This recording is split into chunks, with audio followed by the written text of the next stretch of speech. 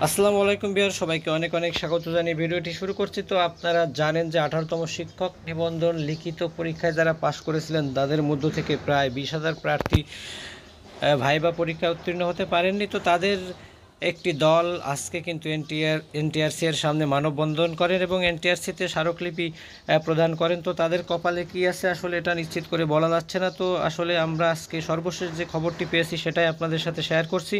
তো চলুন বিস্তারিত সংবাদটি পড়ি। অষ্টাদশ শিক্ষক নিবন্ধনের চূড়ান্ত পরীক্ষায় ফেল করা প্রার্থীদের স্মারকলিপি গ্রহণ করেছে বেসরকারি শিক্ষক নিবন্ধন ও প্রত্যয়ন কর্তৃপক্ষ এনটিআরসি। আজকের মধ্যে স্মারকলিপিটি শিক্ষা সচিবের দপ্তরে পাঠানো হবে বলে জানিয়েছেন এনটিআরসির এক কর্মকর্তা। রোববার 15 জুন বেলা 11টার দিকে স্মারকলিপি দিতে 7 সদস্যের প্রতিনিধি দল শিক্ষক নিবন্ধন অফিসে প্রবেশ করেন। স্মারকলিপিতে তারা বলেছেন, 18তম শিক্ষক নিবন্ধন লিখিত পরীক্ষায় উত্তীর্ণ হয়ে আমরা ভাইবা পরীক্ষায় অংশগ্রহণ করি এবং যথেষ্ট আত্মবিশ্বাস ও প্রস্তুতির সাথে ভাইভাই উত্তর প্রদান করি। কিন্তু অত্যন্ত দুঃখের বিষয় যে চূড়ান্ত ফলাফলে আমাদেরকে অকৃতকার্য দেখানো হয়েছে, যা আমাদের প্রত্যাশার সম্পূর্ণ বিপরীত।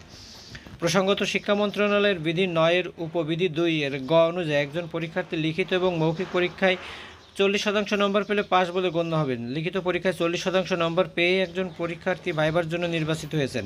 আর ভাইভায় 20 মার্কের মধ্যে 12 নম্বর হচ্ছে একাডেমিক রেজাল্ট, বাকি 8 মার্ক হচ্ছে ড্রেস কোড, আচরণ এবং প্রশ্ন জিজ্ঞাসা, যার মধ্যে 3.2 নম্বর পেলেই পাস। অনেকেই সবগুলো প্রশ্নের সঠিক উত্তর দেওয়ার পরেও ফেল করেছেন, যেটা ভাইবা বোর্ডের মন গড়া সিদ্ধান্ত ছিল, যা অনেক মেধাবী পরীক্ষার্থীর মনে দাগ কেটেছে।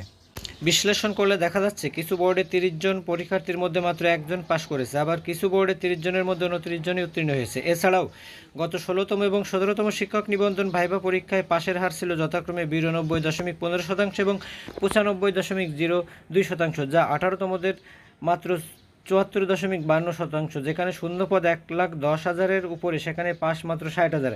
এমনকি আরবি প্রভাষক এবং সমাজবিজ্ঞান প্রভাষকের ভাইভা পরীক্ষায় পাশের হার যথাক্রমে মাত্র 53.47 এবং 52.1। উল্লেখ্য, এই বছর লিখিত পরীক্ষায় তুলনামূলকভাবে অন্যান্য বছরের তুলনায় কঠিন ছিল এবং প্রশ্নের মধ্যে কোনো বিকল্প অপশনও ছিল না। বিগত পরীক্ষাগুলোর সাথে এবারের পরীক্ষার এই ধরনের বিস্তর তারতম্য ফলাফলের নিরপেক্ষতা ও ন্যায্যতা নিয়ে প্রশ্ন তোলে। এমত অবস্থায় ফলাফল প্রক্রিয়ায় কোনো ধরনের অসঙ্গতি হয়েছে কিনা তা পুনঃনিরূপণের জন্য আমরা ফলাফলটি পুনর্বিবেচনার জন্য অনুরোধ জানিয়েছেন শিক্ষার্থীরা। বেসরকারি শিক্ষক নিবন্ধন ও প্রত্যয়ন কর্তৃপক্ষের ব্যবস্থাপনায় গত বছরের 12 ও 13 জুলাই অষ্টাদশ শিক্ষক নিবন্ধন পরীক্ষার লিখিত পরীক্ষা অনুষ্ঠিত হয়। লিখিত পরীক্ষায় 83,865 জন পরীক্ষার্থী উত্তীর্ণ হন। লিখিত পরীক্ষা উত্তীর্ণ প্রার্থীদের মধ্যে 81,209 জন প্রার্থী মৌখিক পরীক্ষায় অংশ নেন। মৌখিক পরীক্ষায় অংশগ্রহণকারীরা প্রার্থীদের মধ্যে চূড়ান্তভাবে 60,521 জন প্রার্থী উত্তীর্ণ হয়েছে।